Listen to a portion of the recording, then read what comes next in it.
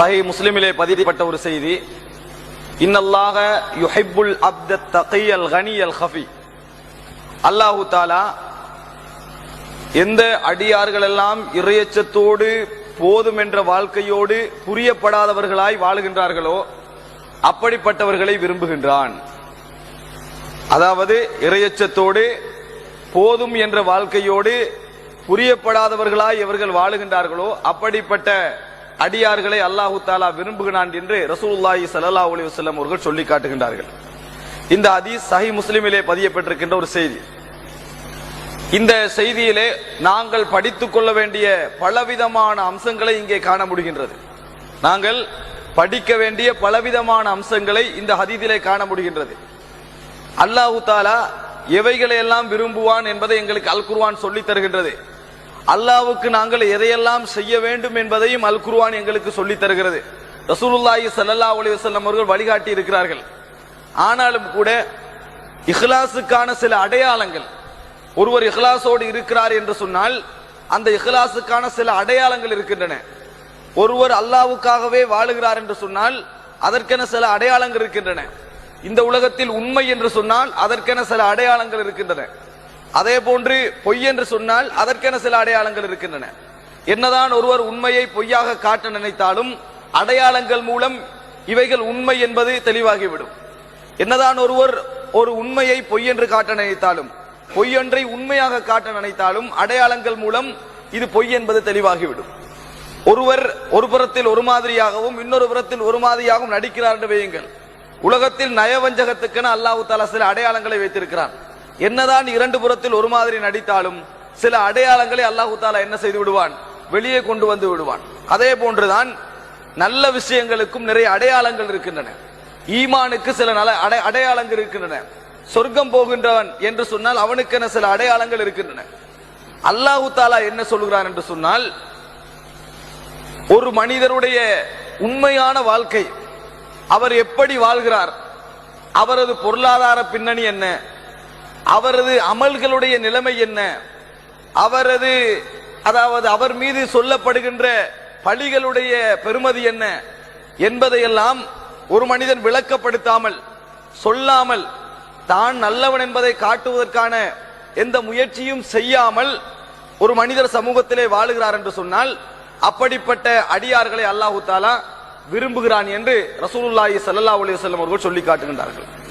இதனது அர்த்தம் என்ன? ஒருவர் தொழாமல் கெட்டவராக வாழ்ந்துவிட்டு சமூகத்திலே கெட்டவராக அறிமுகமாகிவிட்டு எனது சொந்த வாழ்க்கை அல்லாஹ் ஒருவனுக்கு தான் தெரியும் என்று சொல்வதல்ல. ஒரு மனிதர் சமூகத்திலே நல்லவராக வாழ வேண்டும், 5 நேரம் பள்ளிக்கு வர வேண்டும், சுபகுடைய தொழுகை ஜமாத்தோடு கலந்து கொள்ள வேண்டும், உண்மை பேச வேண்டும், பொய் பேசக்கூடாது, நேர்மையாக இருக்க வேண்டும், இப்படியெல்லாம் ஒழுங்கான முறையில் அவர் வாழ வேண்டும்.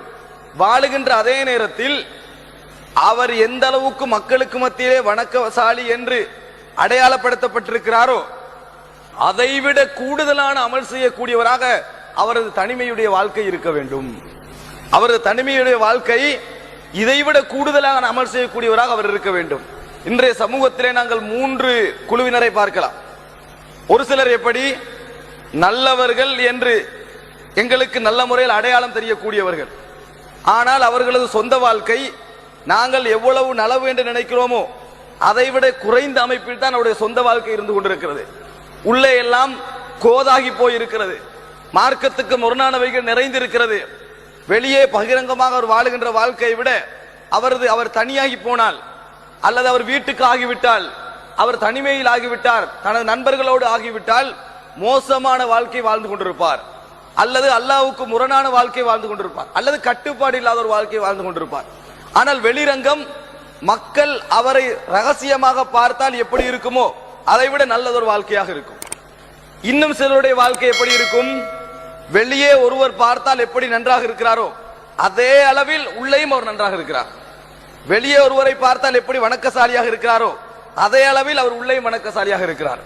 வெளியே பார்த்தால் அவர் எவ்வளவு வறுமையோடு இருக்கிறாரோ அதே அளவில் உள்ளேயும் வறுமையோடு இருக்கிறார். கூடுதல் குறைவு கிடையாது.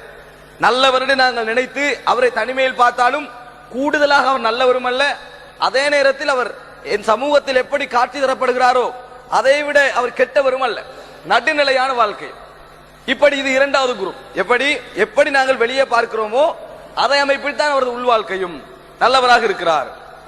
ஆரம்பம் எப்படி நல்லவர் என்ற சமூகத்திலே அறிமுகமாக இருக்கிறார், உள்வாழ்க்கையில் பார்த்தால் மோசமாக இருக்கிறார். இந்த ரெண்டு பேரையும் புரியப்படாதவர்கள் என்ற தலைப்பு உள்ளடக்காது.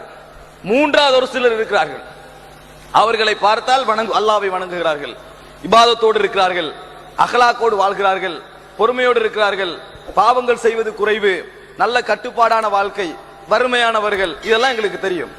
கொஞ்சம் ஆய்வு செய்து உள்ளே போய் பார்த்தால் எப்படி வணங்குகிறாரோ சமூகத்தில் அதைவிட கூடுதலாக வணங்குகிறார், அதைவிட அல்லாஹ்வை பயப்படுகிறார். சமூகம் எப்படி எண்ணி வைத்திருக்கிறதோ அதைவிட அவரது உள்வாழ்க்கையை எடுத்து பார்த்தால் கடுமையாக அல்லாஹ்வோடு மிக நெருங்கியவராக இருக்கிறார். சமூகத்திலே கொஞ்சம் தொழுகிறார், வீட்டுக்கு போனால் இரவிலே நின்று வணங்கி அழுகிறார். கொஞ்சம் உள்வாழ்க்கைக்கு போய் பார்த்தால் சமூகத்திலே வறுமையோடு இருக்கிறார். ஆனால் தேடி போய் பார்த்தால் எப்படி வறுமை என்று நினைத்தோமோ அதைவிட பன்மடங்கு வறுமையோடு இருக்கிறார். சமூகத்திலே நல்லவராக இருக்கிறார், ஆனால் தேடி போய் பார்த்தால் உள்வாழ்க்கையை தேடி பார்த்தால் எவ்வளவு நல்லவர் நினைத்தோமோ அதைவிட கூடுதலான நல்லவராக இருக்கிறார். இவர்களைத்தான் இந்த ஹதீஸ் சொல்லுகிறது, புரியப்படாதவர்கள். இன்னல்லாஹ யுஹிப்புல் அப்த தகி அல் கனி அல் ஹஃபி. அல்லாஹு தஆலா இறையச்சத்தோடு போதுமென்ற வாழ்க்கையோடு புரியப்படாத அமைப்பிலே யார் வாழ்கின்றார்களோ அவர்களை அல்லாஹு தஆலா விரும்புகிறான். சகோதரர்களே, ஏன் நான் இதை சொல்லுகிறேன் என்றால் நாங்கள் புரியப்படாதவர்கள் பட்டியலை சரியாக தெரிந்து கொள்ள வேண்டும். சில இடத்துல நீங்கள் தஹஜ்ஜுத் தொழுகிறீர்கள் என்று கேட்டால் அது எனக்கும் அல்லாஹ்வுக்குள்ள விஷயம் என்பார். எனக்கும் அல்லாஹ்வுக்குள்ள விஷயம், நான் தொழுகிறேனா இல்லைன்னு அல்லாஹ்வுக்கு தெரியும். இது உண்மையிலே அவருக்கு அல்லாஹ்வுக்குள்ள விஷயம்தான்.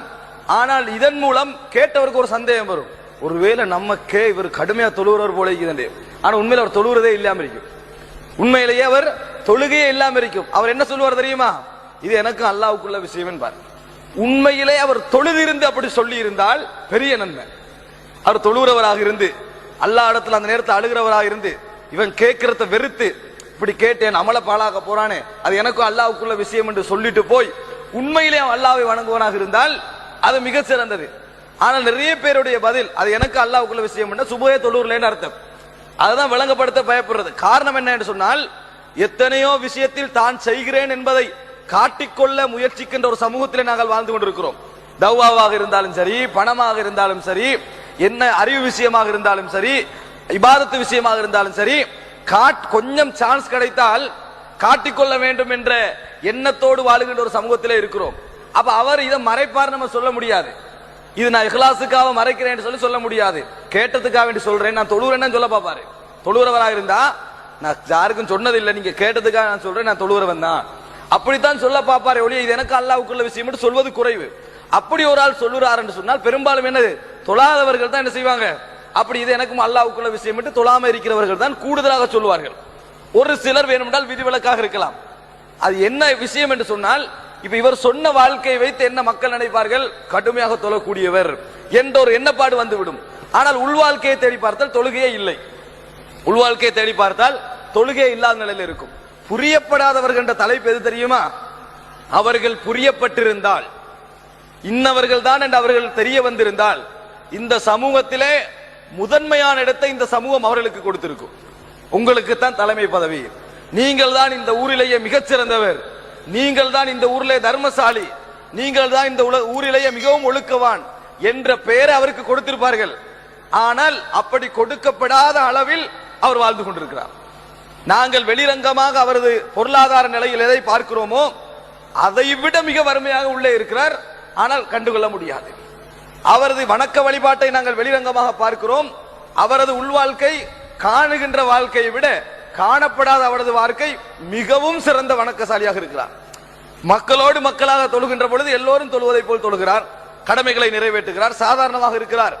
உள்வாழ்க்கை எடுத்து பார்த்தால் கடுமையான அளவில் என்ன செய்கிறார், அல்லாஹ்வை வணங்குகிறார். மக்களோடு மக்களாக தர்மம் செய்கின்ற பொழுது சர்வசாதாரணமாக தர்மம் செய்கிறார். ஆனால் உள்வாழ்க்கை எடுத்து பார்த்தால் மிக பாரிய அளவில் அவர் தர்மம் செய்யக்கூடியவராக இருக்கிறார். சமூகத்திலே நல்ல குணத்தோடு இருக்கிறார். உள்வாழ்க்கை எடுத்து பார்த்தால் அவரை போன்று குணசாலி இருப்பாரா என்று நினைக்கின்ற அமைப்பில் வாழுகிறார். இந்த மாதிரி அடியார்களை அல்லாஹு தாலா விரும்புகின்றான். இந்த மாதிரி அடியார்களை அல்லாஹு தாலா விரும்புகின்றான். நல்ல முறையில் புரிந்து கொள்ள வேண்டும். கெட்டவர்களாக வாழ்ந்துவிட்டு எங்களது உள்வாழ்க்கை அல்லாஹ்வுக்கு தான் தெரியும், நாங்கள் எவ்வளவு நல்ல முறையில் வாழ்கிறோம் என்று சொல்வதல்ல. சமூகத்திலே நல்லவர்களாக இருந்து கொண்டு உள்வாழ்க்கை எடுத்து பார்த்தால் மிகச்சிறந்தவர்களாக வாழுகின்ற வாழ்க்கையை தான் இந்த ஹதீஸ் சொல்லுகிறது. அதனால் தான் இது தமிழ் மொழிபெயர்க்கின்ற பொழுது எப்படி மொழிபெயர்க்க வேண்டும் என்றால் இந்த ஹதீஸை ஒளிந்தவர்கள் ஒளிந்திருப்பவர்கள் மொழிபெயர்க்க வேண்டும். ஆனால் புரியப்படாதவர்கள் என்ற தலைப்பு தான் பொருத்தமானது. புரிந்து கொள்ள முடியாதவர்கள், அவர்கள் புரிந்து கொள்ள முடியாத அமைப்பில் வாழ்வார்கள் என்பதுதான் மிக பொருத்தமானது. சகோதரர்களே, இப்படி ஒரு வாழ்க்கை நாங்கள் வாழுகிறோமா? இது அல்லாஹ் விரும்புகிறான். இப்படிப்பட்டவர்களை அல்லாஹ் விரும்புகிறான். காரணம் என்ன? அவர் அல்லாஹ்வுக்கே அந்த வாழ்க்கையை வாழ்வார். காரணம், அப்படி ஒருவர் மறைவிலே நல்லவராக மிகவும் நல்லவராக இருக்கிறார் என்றால், மறைவிலே மிகவும் வணக்கசாலியாக இருக்கிறார் என்றால், மறைவிலே மிகவும் அதாவது பொறுமைசாலியாகவும் வறுமையில் உள்ளவராகவும் இருக்கிறார் என்றால் யாருக்காக இருப்பார்? அல்லாஹ் ஒருவனுக்காக மாத்திரம்தான் இருக்க முடியும்.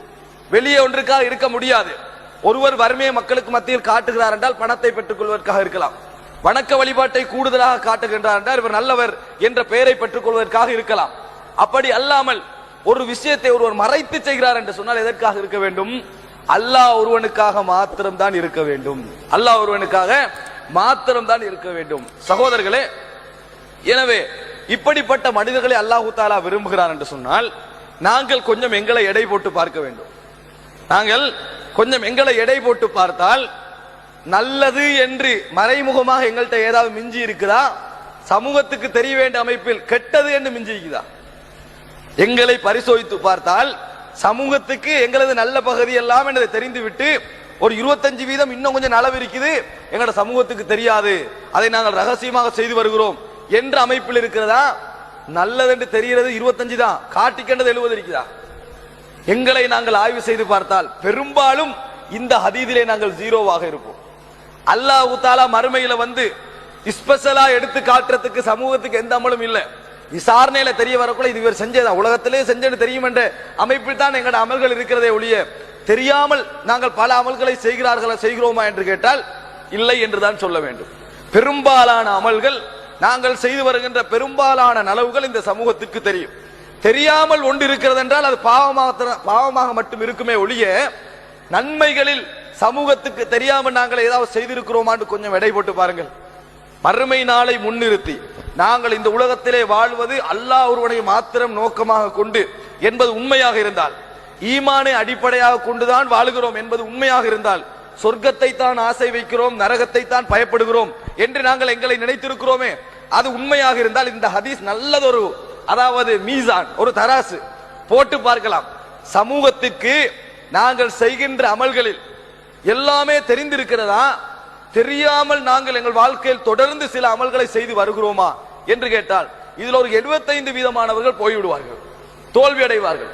அதிலும் மிகவும் துரதிர்ஷ்டவசம் என்னவென்று சொன்னால், நாங்கள் நல்ல அமல்கள் செய்கிறோம், நல்ல வேலைகள் செய்கிறோம் என்று சமூகத்துக்கு தெரிய வந்த வேலைகளில் 50% போலியானவைகள், உண்மையும் அல்ல.